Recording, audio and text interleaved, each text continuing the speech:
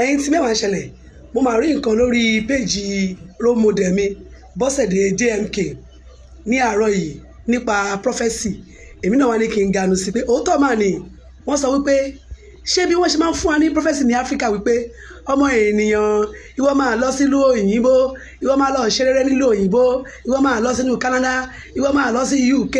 ìwọ máa lọ sí Australia ibẹ̀ ló ti máa ṣorí ire ibẹ̀ ló ti máa kéré òkò délé ìlú Nàìjíríà kò kí ń ṣe ìlú tó máa ti ìṣòrí ire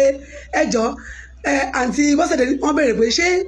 àwọn tó wà ní abroad náà ṣé máa ń gba prophecy wípé ìwọ máa lọ sí ìlú Áfíríkà ìwọ máa lọ ṣoríire níbẹ̀ ibẹ̀ ní ire rẹ wá òkè òkun ní ire rẹ wá ṣé máa fún wọn ní prophecy ẹ̀ ń tòótọ́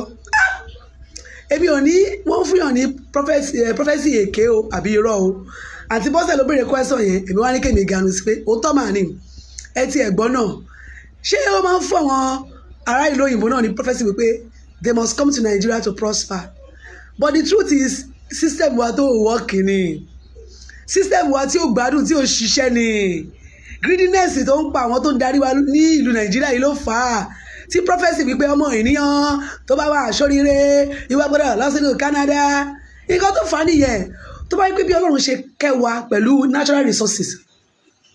láti wá ní àwọn adarí tó dáa tó ní ìbẹ̀rù Olúwa ìpìlẹ̀ iṣẹ́ ọgbọ́n tí wọ́n ń tọ́ wa tí wọ́n ń gáìdì ètò ayé wa dáadáa ó jẹ́ kí